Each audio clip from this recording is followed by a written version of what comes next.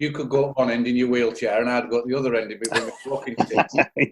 yeah, exactly right. Yeah, it is. You're looking at the building of the side, and having someone like you coming in was absolutely fantastic. Can you remember anything about that, young Joe?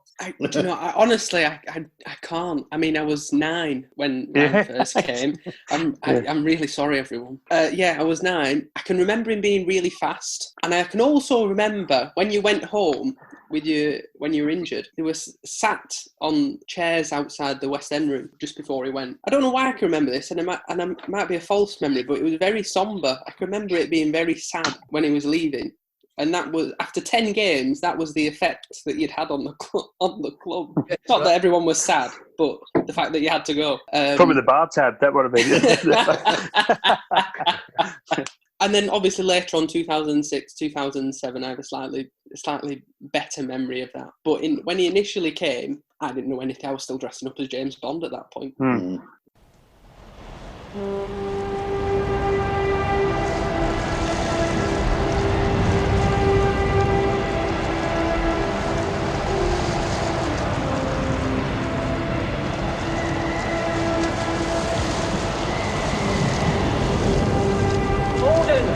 Ordered! Send Lowerhouse to save the house! Come on, the house!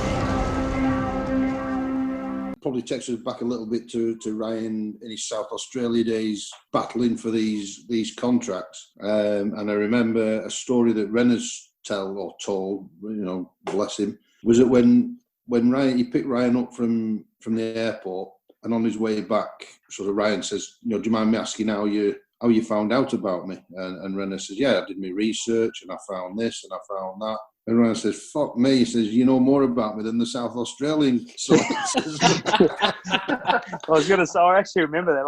I don't exactly. I remember asking him that, and exactly right.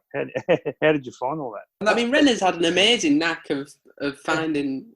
I mean, it wasn't. I mean, that wasn't by fluke. The amount of work that he put in to find these professionals, and I think it speaks volumes. The amount of them that have ended up playing international cricket is. Joey, that's a really good point, and that was the point I was going to get to. Is that you look at the history of the club, our club, Lowerhouse. The people who've gone through there and gone and progressed onto international cricket is phenomenal. And you talk about even Moddy and Fleggs, for instance, talk about Australia, even Van Yarsveld played. I mean, a lot of players went through the Lancashire League, but also our club to do that, and that's a phenomenal thing.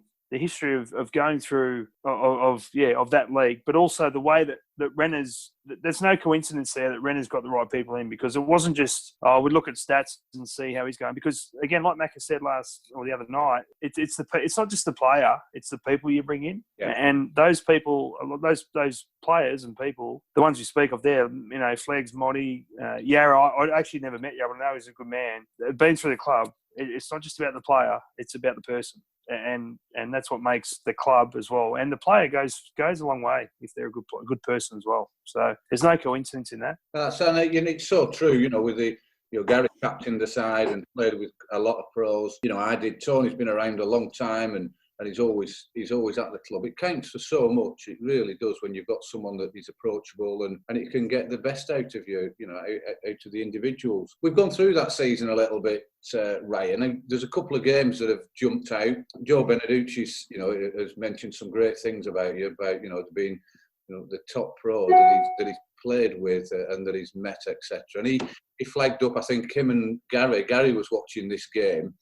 When we played at Burnley. I don't know if you can remember anything about it, Ryan. We only got 113 and you ran their pro out. Can you remember that? I do remember that. Yeah, I do. Yeah. Absolute phenomenon. I do. Matt was trying to stop me from bowling because I think I'd bowled 20-odd overs. And he said, or 18, 19 overs. And he said, no, we need to stop. I said, no, what do you mean you need to stop me with? Mate, we've got 130 on the board. They're about 6 down. I said, oh, well, I'm not going to say what I said to him, but I said, F off. Well, we're going to win this game. So, and then I did. I remember that was Joubert, I think it was. Was it Joubert? Yeah. Matt nearly punched him as he went off. He was fighting with him as he walked off. And, that's right. And he was a bit mouthy. Joubert was a bit mouthy, and I told him where to go. But Yeah, the Burnley derbies were the best. They were good. I mean, every game we played was obviously a challenge, but playing Burnley was obviously amazing. And you talk about again. I heard Macca talk about games that he played in the year that you guys won it. That sort of, I guess, team or morale changing games, and that against Burnley, as you said, 113 was huge. That gave faith to us. When we were playing, that we could, no matter what teams made and what we did, and if we mucked up on the day, that if you had faith, you could still win games, and that was a huge game. Happened obviously against Burnley, but it was also gave the confidence that you could win from anywhere if you did the right thing and had a crack. Yeah, and I do. I mean, just from a personal point, I know Gary was there watching it, and I'll bring Gary in a minute. But I do remember, I look at the scorecard now, but they had an off-spinner bowling who bowled 11 overs, 18 for 3. But I remember us just keep, let's just get above the 100. Let's get over 80. Let's get over 100. The track wasn't the best. Let's get, and we did. We got to the 113, not thinking, that it was enough, but we'll give it everything that we've got. And I remember your spell, the figures were 24 overs, 13 for 5, and then running out Joubert like you did. What's your memories of that, Gary, as a spectator? They get thinner as the day went on, to be honest. I mean, that had all the ingredients. That was an away derby, low-scoring game, bit feisty. Obviously, I was trying to defend a low score, and I think when you were bowled, you just bowling down the hill then, Ryan, and just putting it in, and it did see. I mean, everybody was wishing you to bowl another 10 clicks an hour quicker sort of thing, and it looked like you were doing all the time, and people were hopping around. And then that run out of Joubert, I mean, that was amazing. I mean, when we were talking about it, or we discussed it the other day, it was like tingles on the back of my neck again, just reliving that moment. It was something else. And I think we gave, I think you were there, Tony. We were on the balcony, me, you, and Nicky maybe, and you were giving Andy McLeod the cuckoo treatment for about 2 hours. Yeah, and it's a good one. That is, you head like a cuckoo clock. It can go off at any minute. And it just had all the banter. The crowd were in on it, and for me, you're right. We were on a podcast the other week, and we talked about times where we seemed to, the longer it went into those games and some of those low scoring ones, and we always felt we backed ourselves to win those. We were just like a mentality or a will to get it over the line, and your efforts that day. So I think just give that the rest of the team, the younger players who maybe haven't played so much first team cricket, just that belief that it's never over. Yeah, I guess sorry, Jez, that was the thing about it. I think that was what I saw as well, what I learned from that short period coming back.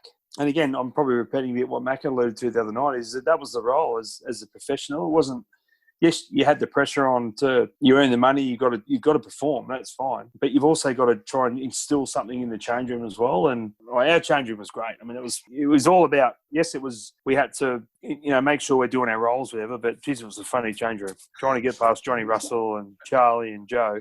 You're trying to be serious at times, and then good old Johnny Russell. I'll tell you a quick story. Renner's told me, I rocked up in 2003, so we got this guy, he bowls fast in one end, and obviously Jez, you were still playing then as well, but the other end, we got Jez, who's a great, obviously, stalwart of the club and of the game, and then we got the other guy at the other end bowling, good pace, and he's taken a lot of wickets, and I rocked up and went to training, and I said to Rennes, who's the guy that bowls good paces? That was Johnny bowling the other. It's Johnny. I said, okay, yeah, sorry about that. But he doesn't bowl fast. He doesn't bowl fast. and I mean that tongue in cheek. But Johnny was, having guys like that around. I mean, in the change room, you'd sit down, you have a loss, and the first, I've been in change rooms where it lasts all night. The last 15, 20 minutes, yes, you have your chat about, we need to do better. And everyone in that change room knew that we knew what we had to do. But then, the Charlies, the Johnnies, and Dooches and that would know how to, especially the couple of young guys around that, dwell on the loss and chat honestly, but then, make sure you enjoy yourself. And that was such a good thing about that change room. Well, the change room, when I was in it. Yeah, it was. Yeah, they're all mates, weren't they? When I've looked at that Burnley game, but for any young cricketer in that side or any young cricketer watching, that's only 6 games in. It must have been amazing to see someone who has only just come to the club, no real allegiance yet to it, but willing to bowl 24 overs straight through and just keep going regardless of, the fact that the captain wanted to take him off. He's got a career back home to protect as well. He was a little bit injured. It must have been amazing to see, this guy's going to run through a brick wall for us, and we don't really even know him yet. It must have been amazing to witness that. It was, and I'm just, some listeners might not have seen that game, but just in brief, and it's no bullshit. The actual run out, Joubert hits it to a wide-ish mid-off or mid-on. I think it was probably, I can't really remember. I know it was mid-on, mid-wicket. And it's not going too quick, but it's going quick enough. And you can imagine Ryan's had to, from his follow through. He's dived full length to stop the ball, getting any closer to mid-wicket, roll over on the floor, throw it, and hit the stumps. Well, he was bowling at the time. And he was bowling. Honestly, I swear down, that's exactly how it was. Joubert looked up, and, they were still on the chase 113, but that's it. It was done then, was that game, because of that one moment. One of the best ever on a cricket field. Same season as well, Ryan, we played against Cone at home. If I remember, it wasn't. We never had bouncy, quick wickets, but we got a lot of runs. And I do remember it was quite, a decent day. We'd had a bit of a dry spell before, so the ball was coming through. We ended up getting 260 odd, and one of their opening batters came out without a helmet on. Can you recall? Yes, I did. What was his name? Jeff? Ellis? Ellis. Yeah, was it? Yeah, I do.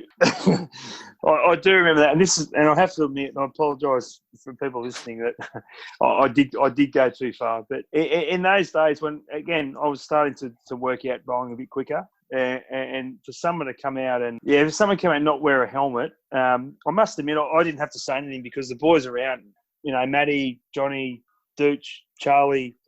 They'd always, say that to the batter, if they didn't come out with a helmet, what are you doing? Get one. And I think Jeff, he never wore one. It was the same as the guy at Baker. Who was the old guy at Baker? It was the same, the keeper. Chappie. Yeah, they never used to wear it. So, me being at that age, just that was me for like, mate, just get a helmet on, and then they wouldn't do it. After everyone telling him, he wouldn't do it. So, of course, me being stupid and young, and again trying to bully, I guess, the players. What do I have to do? I have to try. First, you have to try and hit him in the head, don't you? And then be the words I'm gonna, and I obviously look back at now, because we've had a death from someone being hit in the head, but the words that I'm going to hurt you or kill you at the time probably is bad. But coming in and seeing it at that age, it was one of those things that it was like the old red rag to the bull for me. It was not just me, but I mean, even Johnny, guys that bowled. It doesn't matter how quick. You just wear a helmet. It's just, I know a lot of guys had the tradition of not doing it. I understand that, but to come in and say, I don't know. It was almost like I don't respect you as a bowler. That was the way I saw it. And then as soon as he came in, I just and obviously the great thing. At the time, it was a good thing. It was a funny thing, but the talk was, look at hit him in the head and that sort of stuff, and it was funny. But it was, as I said, it was like a red rag to a bull. I said to him, put it on. And he wouldn't do it. No. I had to make him put it on. And as I said, I think I might have got him. Yeah, and he did get caught behind off his gloves, if I remember, just fending one off. That's right. But you're right, Ryan. That's sport that that is tough. If I could go quick, I would be doing it. And, like you said, it's the lack of respect that's there for it. But it was interesting to play in. But I think, that brings me on to another point I wanted to bring up, and I'll let other lads contribute to it. I've never played with anyone, Ryan, or against anyone, or watched really people that I get to know the cricketers that are so extreme than you are.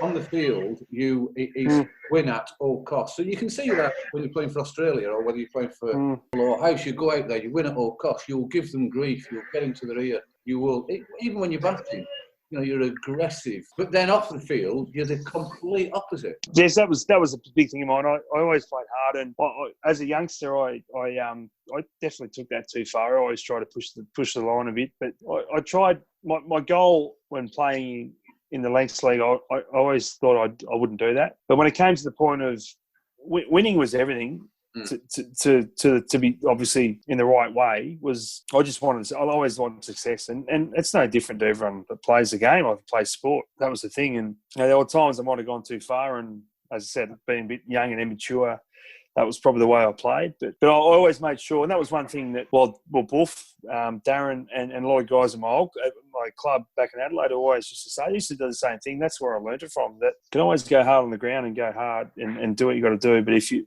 don't say anything, it's going to be personal to their family, to their friends, to their whatever it is, religion, all that sort of stuff. But go hard at them. But make sure if you go hard at them, make sure you buy them a beer at the end of the day. And that was sort of that was my mentality. So I even did that when I played international cricket. Not that I went too hard in international cricket, but I'd always have a beer and or a drink or softie or whatever it was. At the end of the day, to make sure that you'd always talk about it. And a lot of people would say, "Geez, you went hard at me." I'd say, "Yeah, you deserved it." So like someone like Jeff would say, "I didn't wear a helmet." So I was trying to get there. It is meant as a compliment. It is a compliment the way you are. You look at other pros that we've played against, and we had a discussion about him. Brad McNamara, horrible on the pitch, but he wasn't a nice fella off it, as far as I could see. You try to chat to him, and so it's just the two extremes there. What do you think, Tony? I think it speaks volumes that the rumour used to be that we'd get 4 wickets before we'd even bowled a ball because the opposition were frightened of Ryan. The fear that he instilled in opposition, and yet, like you say, he's the nicest bloke you could wish to meet off the field. I just pick up on something he said there. I never saw him with a water or a softie in our Lowerhouse. 2006. So you've gone away injured on that 2003 reign. You've obviously got yourself fit. You've obviously impressed us or David Wren, that much that we do want you back, and we're all desperate to get you back. And that's when you came back in 2006 and played, the vast majority of the season. I think you played 20 games or so before, you sadly had to go back. What are your memories around the 2006 season, Ryan? Is there anything jumping out? Yeah, there is. The fact that Macca had won it the year before. It was the year before that he won the league, wasn't it? 2004 he won the cup, and then he wanted to win the league. And that was, for me, that was what we wanted to do. And the time I went back early was the time that we realised we couldn't win it. On the flip side of that, my mum was sick as well. So I guess that, I remember, what a season. We were in the mix where we were close to, and that was the biggest thing for me, is that I just, knowing the history, as I did when I arrived in 2003, the goal was to win. I wanted to win something, and Mac did it with you guys, and it was just, I remember when I watched every scorecard. It was great. But to go back to back, that was my goal, and we got to the stage obviously where we couldn't do it, and that's when I went home. And pretty good memories of that season. There were a lot of good memories. Just there's too many we haven't got time to go through. But I think that was coming off a year where it was the belief, I think, in the players, and coming back and seeing the players, the thing is, we had some players that were just, you look at them and say they're not normal first team players, sort of thing. And I don't mean to be negative about it, but I think Finchy nailed it in the podcast the other night with Macca, is that certain players knew their role. They weren't superstars, but they knew their role when they had to do it. So Charlie against spin, Dooch, whatever he did, he bowled certain overs. Matty, whatever it was, just people knew their roles. And I think that's, going back to the chat about, like Macca said, that you pick those players for the team and what they do. And it's seen that way, that everyone had a role. And that was the thing. And that was the thing that contributed to the success before. And I wanted that. I wanted to be the next player, the overseas player, to do that. And, there were times, I think, and my stats at the time, and Joey, can you look up those stats? Because I think a few of those times there where I was pretty disappointed with my stats. I think it was that year, and I remember Keith coming to me, who was obviously the treasurer, and I'd say to him, I think I deserve that payment today because I haven't done anything. And he gave it to me, and thankfully, I still gave it to me obviously because we had to, but it was on the steps of the bar. So he said, "You're going to spend it tonight anyway." I said, "Yeah, I'm going to." So, I gave it back to the club. But, it was one of those things that And one thing that Macca spoke about, Andrew McDonald spoke about in the last podcast, that I was a little bit older, but he was 24. The pressure of coming to a club in the Lancs League is, of course, you feel it, and I love to have a good time. That was sort of the tough thing for me. It wasn't about the pressure of performance. I knew I was going to perform. I knew that, but it was more about the managing the. Because I love the beer, and the Saturday nights before the Sundays, I had to literally had to get in my car after the game and go home, because if I had to stay for 1 or 2, I was going to be wrecked for Sunday. So that was the toughest part for me, because I loved it. And there was a game. There would have been a game. I can't remember the exact game. It was 2003 or 2006, where it was the old English weather. That I know it's going to rain. It's going to rain tomorrow, so let's get in the bar. and Matty and Woody, you probably would have part of this, and probably Jez as well. Gary, you might have been there as well. But it's going to rain tomorrow. Let's have a drink. And we did. We had a good drink, and I woke up. I don't know if I went to bed. I think it must have been 1 or 2 o'clock. Woke up in the morning, and I wasn't. Let's be honest. It was a home game, thankfully, but I wasn't in a great state. I looked out the window, and I was thinking, I'm going to go back to bed here, and it was cracking sunshine, and I had to. Well, I drove up to the club. I shouldn't have. It was a delayed start, thankfully, so I managed to get a few more hours sleep. But if I had to have bowled that, I would have been throwing up at the top of my mark. It was a serious risk. Yeah. So those are the challenges, because it was such a good club socially. I had to do well. That's what I'm there for. But to have a drink, have a beer, and have a good time was also, just with the boys there. It was bloody good fun. It is interesting for myself. I don't know, about yourself, Gary. I didn't realise, until listening to yourself, Ryan, and Macca, how much pressure the professionals were putting themselves under. I thought the Lancashire League, they by far above better than the vast majority of the players there. But it really had some pressure in it. Gary, did you feel that the pros would have that much pressure on them? I didn't feel it when I was playing. Yeah, to some extent, and I think that's why it was refreshing, almost getting back to when Ryan came 2003, and obviously Andrew, and then Ryan again, and that's that type of mentality more than anything. I mean, it's up to the professional themselves how they want to approach it, and etc. I think as long as there's a common goal there with what you're trying to achieve as a collective, and I think that's fine. But I think transitioning at that point to the other side of the boundary, I think it was refreshing to almost get back to that ilk of professional, if you like, or that attitude that sort of said, when somebody did at the time, and I was trying to wrap my brain to who mentioned it to me at the time, but they said, when it was obviously somebody who'd been in the team a while, but they said when Ryan came into the dressing room, we all felt equal, and that spoke volumes, really, because I think that the professional there had put himself in amongst the amateurs, and we're all doing this together, and whether you call that sort of putting themselves under pressure to perform or making sure they can lift the team. I don't think it showed. I don't think it was to the detriment, because it can work the wrong way, can't it? It can affect performances sometimes. So I think by pushing himself to do the best he could, I think just naturally lifts the rest of the team 5-10% anyway. Coming to the channel, I felt intimidated, only because I wasn't to Johnny and Dooch and that. Geez, they made me laugh, and I felt like I wasn't funny enough, for one. So getting those blokes, I wasn't funny enough. Making jokes, and I sat there, I had nothing for it. But I think coming in, the thing about that is that they had the great. When I first came in, they had a great feeling in the room. It was all about banter, and it was all about having fun. But when it came to tough conversations, they actually had that. I think having Jez, you were there at first, Maddie was there, and then Blaise was obviously still there, which is great, and was there. So you could have that. Well, the team I obviously had a conversation the other night with Macca about what's his name? I can't remember. Vishals, what's his name? Whatever. But Trip, yeah. Which again, but again, that was about honesty. It wasn't about a bad thing. It wasn't a negative thing. It was about honesty. So you have that conversation, and as much as it is amateur cricket, everyone says it's amateur cricket. You still got to win. No, firstly, as a professional, you go in there. Your job is to win the game for the team, or get the team going in a winning direction. That was the thing. So that was my whole thing about going in there, and again leaving and then coming back. My whole thing was trying to win something, and obviously, I was hopefully going to be the first one to win it. 2003. That didn't happen. And then obviously, thankfully, Macca did it, and then I was hoping they're going to continue that to help that, and that was my goal. That was the driving force behind that. So it wasn't just getting out and playing. It was the whole social thing, and again, talking to a couple of people before I went over or coming back, before 2003 even, but then coming back, it was about the professional.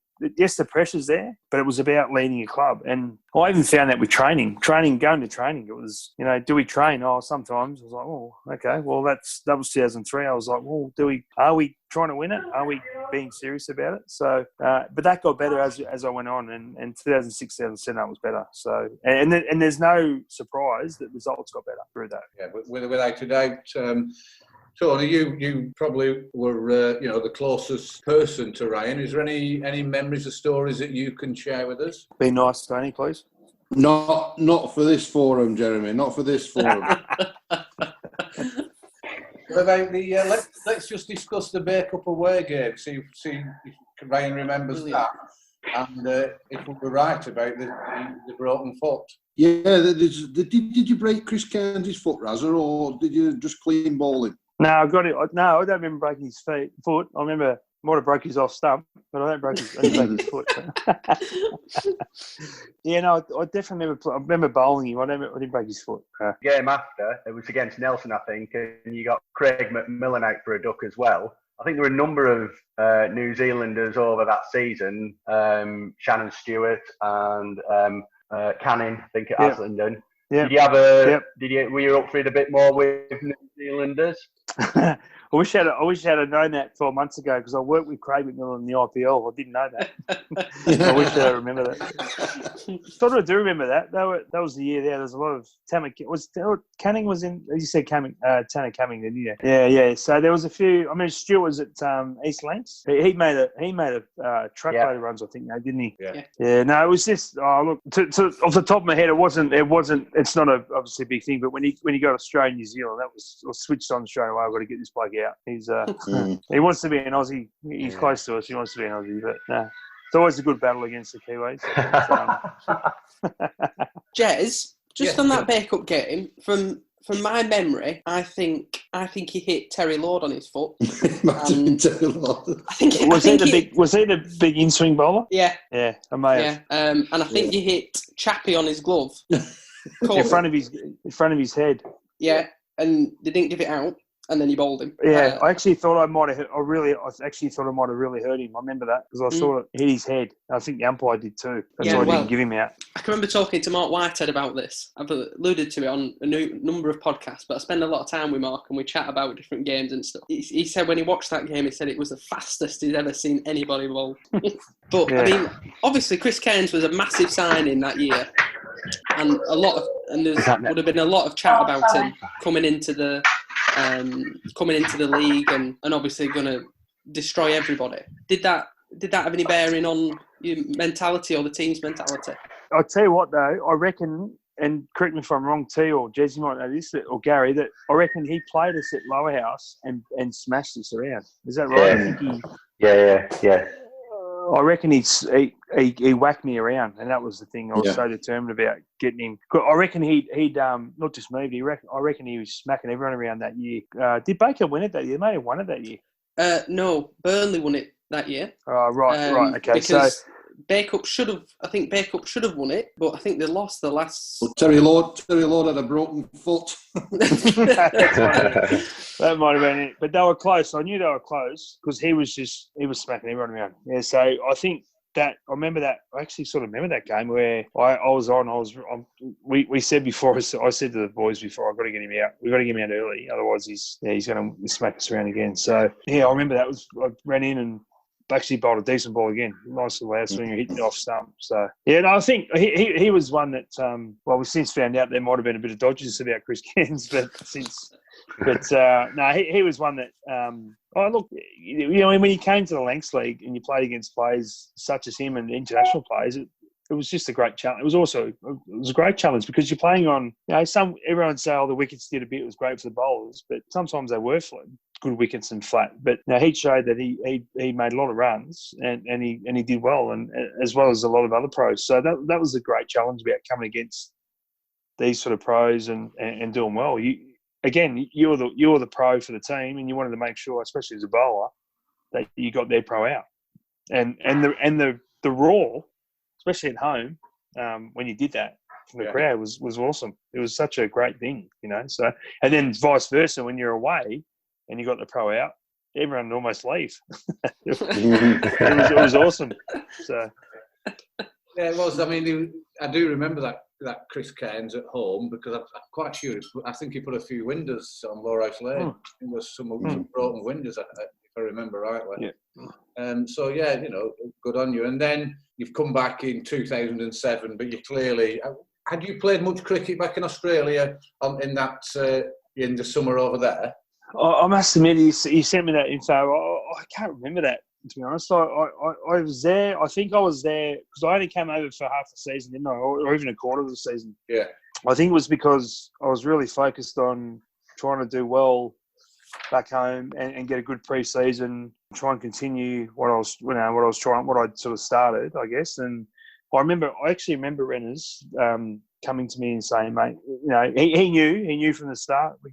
I was only there for what was it, 7 or 8 or 10 games, whatever it was. Yeah. And I think he had someone coming over and that fell through. And he came to me and said, "Look, can you stay?" And I'd love to, but it was sort of the beginning of that climb, I guess. And just trying to think why that was. I must have had something else at home that was that was locked in. Whether as I said, whether it was state training with South Australia, or whatever it was. But I remember it was a tough decision to have to leave because everyone was going well. In that 2007 season, we'd signed Jonathan Moss.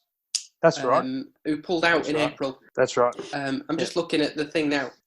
So then we managed to sign you for a period of time, and obviously in that you broke a partnership record with Finch. That's right. But then we signed Aaron O'Brien. That's right, Obi. I remember him. That's right. Yeah, he actually did really well, didn't he? He did very well. He did very well, but we didn't re-sign him. Right. Yeah. Yeah. But I remember that. Yeah, I remember actually just listening again to the previous podcast with Finchy and Macca and Finchy. I remember that partnership. It was amazing because it was against. Who was against? Haslington. Baker. Sorry, it was against because. I remember it because of Shane Harwood, who used to bowl to me when I was over here in playing against Victoria, who would try and kill me every time. He would bowl. He was quick, and he bowled bounces and try and literally. He was fast. So to open the bowling and make 140 against him, I remember some of the shots I played against him. I was bloody good. I was surprised against it. I was bloody surprised. And then, hearing Finchy talk about it last night, that brought back some good memories. To be able to do that against them and to make obviously a big score on a record first sort of wicket partnership was bloody impressive. So he was a good bowler, Shane Harwood. He was fast. Yeah, he did. He sub-pro'd for us once or twice. He did, I remember. Yeah, and he's a real, strong Australian who would run through a wall for you. And I didn't realise he was pro when you got that. He was getting Trottenstall at home. Trottenstall, there you go. Yeah. And he only bowled 10 overs, not for 44. And he used to bounce you back in Australia, did he, when you were younger? Did he what? Yeah, and you're right about him being a typical Aussie. He was a great man. He didn't mind a smoke or a dart, as we call it, and didn't mind a beer and that. And he played I think T20 cricket for Australia and maybe one day cricket, and he was generally fast. But playing back here, batting. I was batting at 9 or 8 or 9 or 10, and he wasn't pitching them up. I can tell you that he was, and I wasn't bowling fast back then either. So I couldn't get him back because he couldn't hold it. He could whack it, but he couldn't hold the bat. But he was quick. So for me that day to make 100 against him, I might have given him a big, up you sort of thing. But it was a good challenge. So it was. I remember watching that game. It was fantastic, and that brings me on to another point, Ryan. I'll let the others come in around that 2007 when you came over to help us out. I remember playing with you and watching you. And you were a genuine all-rounder in my eyes. I don't know about other players. You were a proper batter. And I know you said on the podcast back in Australia the other day that when you were younger, you did bat and your batting went a little bit awry because of, your concentration on your bowling. Is it that difficult in Test cricket that you wouldn't have ever been able to bat at 7, 8, in Test cricket? Am I being just, a bit naive in that the batters at Test cricket are that much better than likes of yourself? I don't think you're being naive because the batters are phenomenal.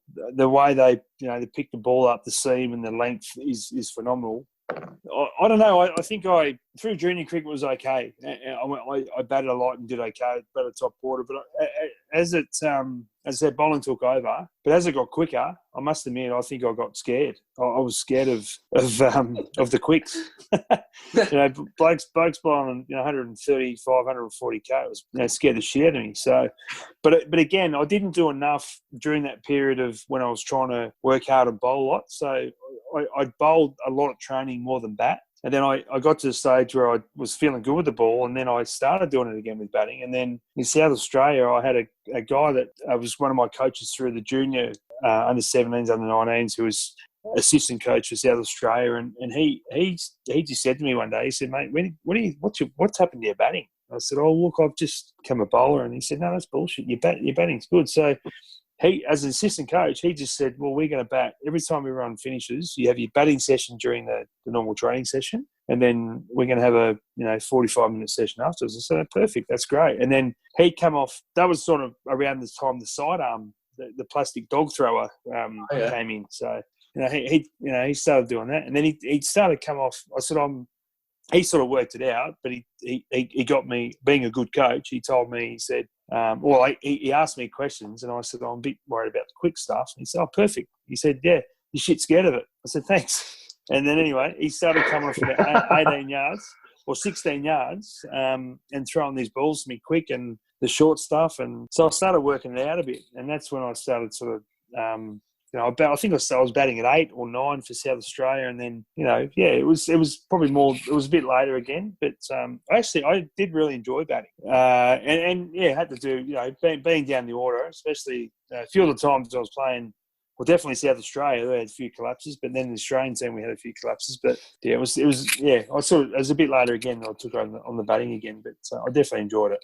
The answer there is really the pace, isn't it? That's in league. So yes, correct. Yeah. So sorry, I should have just elaborated there. Coming to league cricket and batting top order for me, that was another thing that to improve. And not some teams had pace depending on the pro. Yeah, but it was good to get my technique and my eye and everything like that in and all that sort of stuff. But that was I was always encouraged to go over to England and play on tough wickets and get better and try and get your batting right. So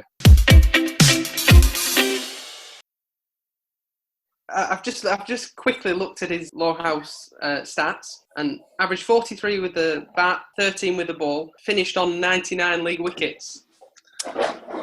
That's not great. I'm available for another season to get my 100th if you need to play. I got a British passport. I might need to lose a little bit of weight, but I can come over.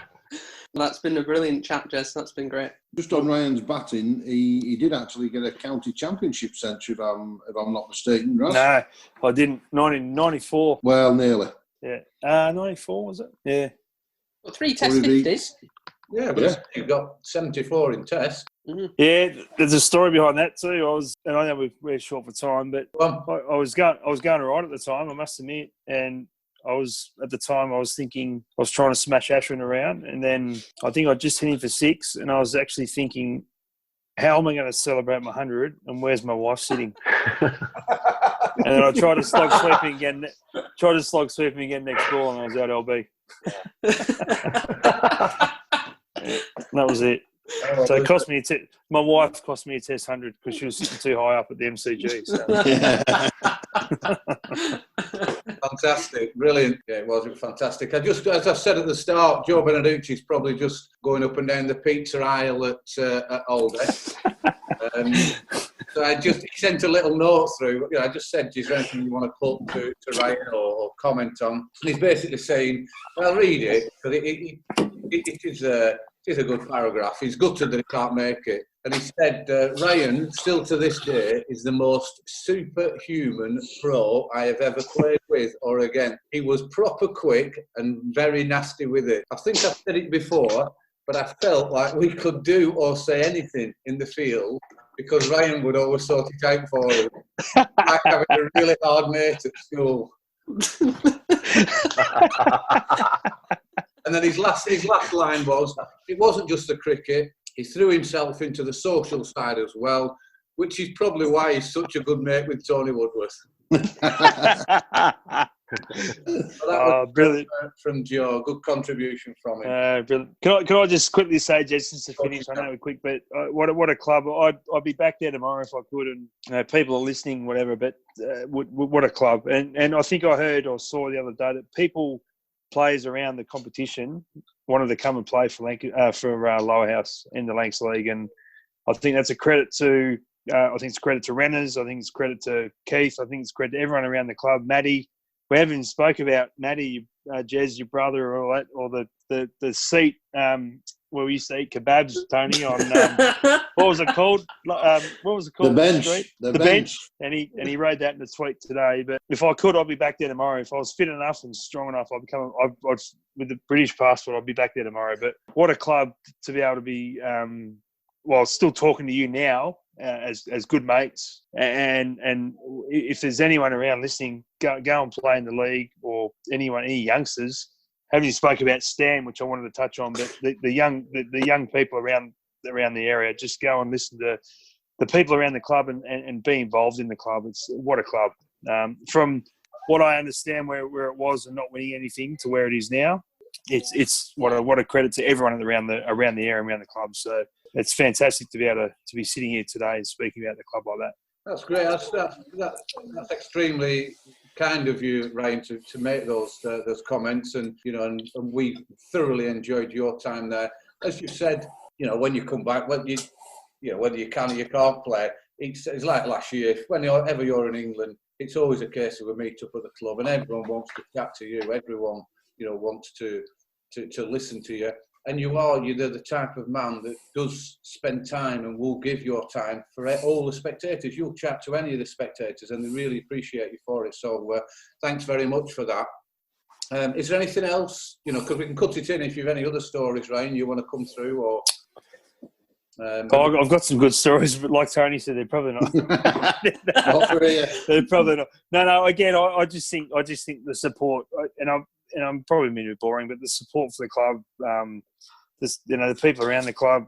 We lost a great man in Dave Wren, which I was absolutely shattered, and as everyone was. But look, just what a club, and I'm so proud to be a part of it. And as you said, Jez, every time I'm back there, and if I can get back there, I'm always going to pay a visit to come and have a drink at the club. And we probably should have a curry first next time, so I can actually have it rather than drink 15 pints. But I love coming back there. My family, I love to bring my kids back there one day and see it. But thank you for having me on here. And it's also, again, hearing Andrew McDonald speak the other day, it's such an important. And Matthew Mott, we talk about it all the time. It's a great club, and it's a big part in our lives. So thanks for having us, and thank you for having me on this podcast. Brilliant. Thanks very much, Ryan, and thanks for joining us. And so, till the next podcast, we'll see you all soon.